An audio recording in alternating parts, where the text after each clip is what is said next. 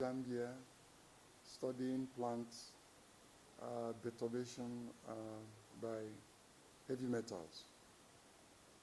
And my dissertation at the PhD level was on the disturbance of plants by hydrocarbons, precisely crude oil from Nigeria, using the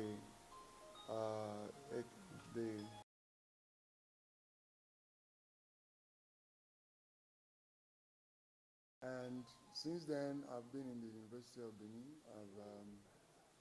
I've been working as a teacher in the Department of Plant Biology and Biotechnology, and I have been involved seriously in research.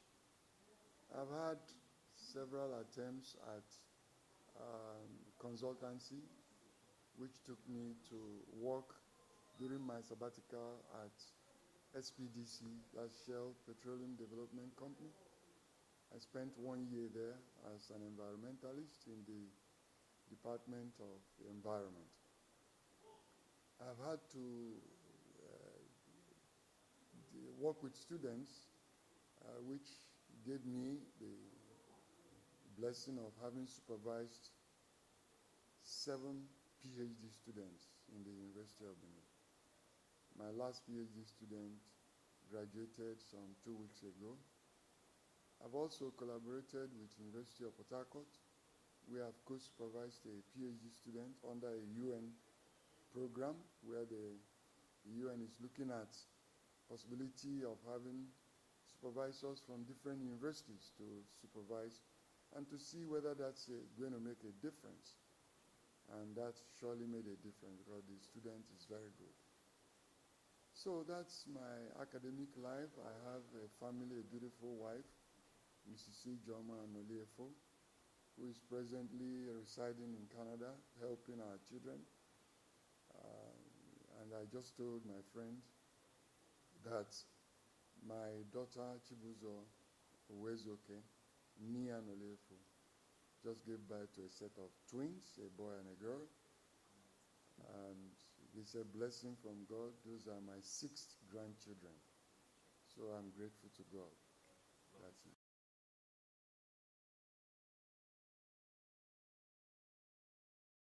Sawdust, the wood chips. The next thing I noticed, the mushroom was growing because I saw a whitish mass on the soil. The whitish mass signifying the mycelia, ramification of mycelia. I noticed that they were growing. Okay, I started taking samples of the soil to find out what was happening to the hydrocarbon, because the wood chip had finished. It used it as its own food, and I realized to my surprise that the hydrocarbon was reducing in its toxicity. I did some analysis and found out the mushroom broke down the hydrocarbon. It wasn't any job for it. It wasn't anything spectacular because it was feeding. As far as the mushroom was concerned, it was eating lignin, not knowing that what it was eating was something that looks like lignin. And that was a complex toxic material.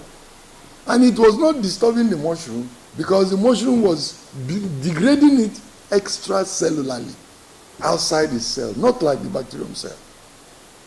And that marked the beginning of my romance with mushroom. The next thing was, how do I bring it down in broken language to my people for them to understand that it's not a complex thing where my friend in the University of North Carolina was using sophisticated lab to produce spores of mushroom. I went to Selu Market with my very, very erudite student, Dr. Beckley Kajabwe. I went to Selu Market and we found out from them, please teach us how to grow this mushroom. And we found out that if we got the sclerotium is the whitish mass that Igbos call usu. Usu. Use it as soup thickener. That is where the mushroom packed everything about tomorrow. If we got the whitish mass produced inside the soil by the mushroom, broke them into small cubes, plant it in the soil, you start seeing a new mushroom. We didn't need any sophisticated lab. We didn't need any sophisticated chemical. And that was it. Thanks to our friends in the area of plant biology called mycology. I must give kudos to them because that's their field. Their field is to grow mushrooms for edibility, for people to eat, and for medicine, and for different things. But we in the environment, we couldn't continue to depend on them. Reproducibility is the beauty of research.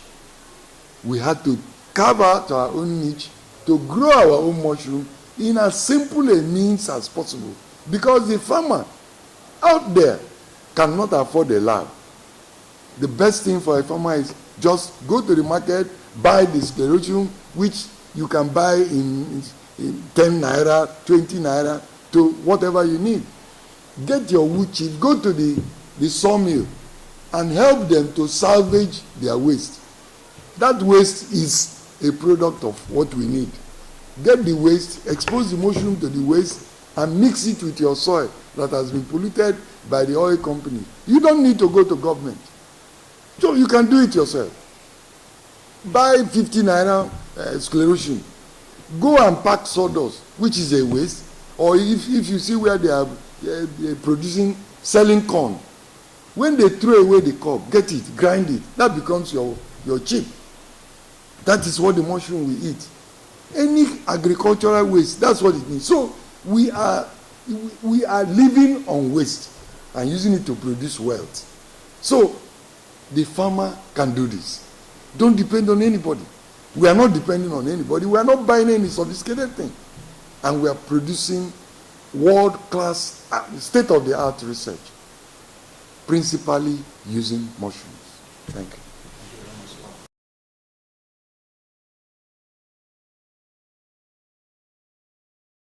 Mushroom. Yes. They are edible. Yes.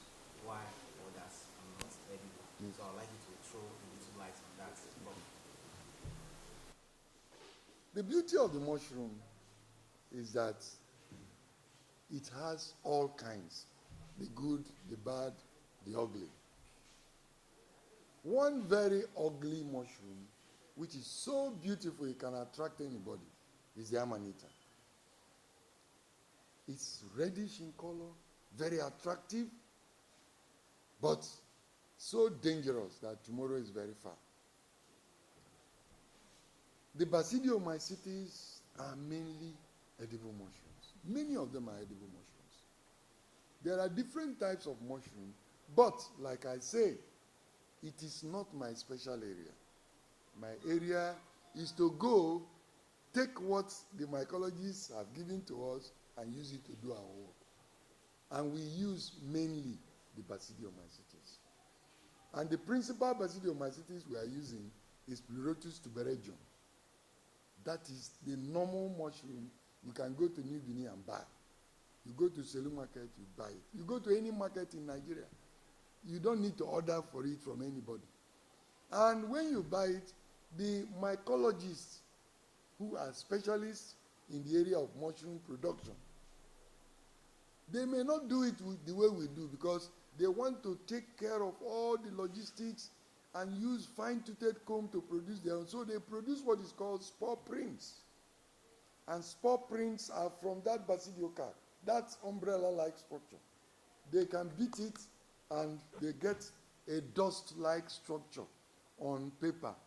You will see yellowish mass of material. Those are the spores. The mycologists will take these spores and go through the different stages of producing the mushroom. That's sophisticated one. But because I'm dealing with the indigenes who don't even have enough money to plant their food, but they are worried that their soil has been destroyed. So I'm looking for the easiest, the cheapest, the most indigenous way to get them to revert their soil to its pristine nature. Thank you. These young men have got me married to EcoTV because I sleep environment, I dream environment, I live environment, And God is the most conservation being that he created all of us to be like him. God is an eco person because he created the world. And in the book of Genesis, I believe it's 28 verse 18, it says, he has given man, or it's 2:18, created man, said, go, dress it and keep it. It's in the Bible. Meaning, I've given you the earth. Go and do whatever you like with it, but keep it. And to keep it means conserve it. Use it sustainably. So I am grateful to Eco TV for thinking about tomorrow and letting people have the understanding. You do not talk about what you don't know. You don't give what you don't have.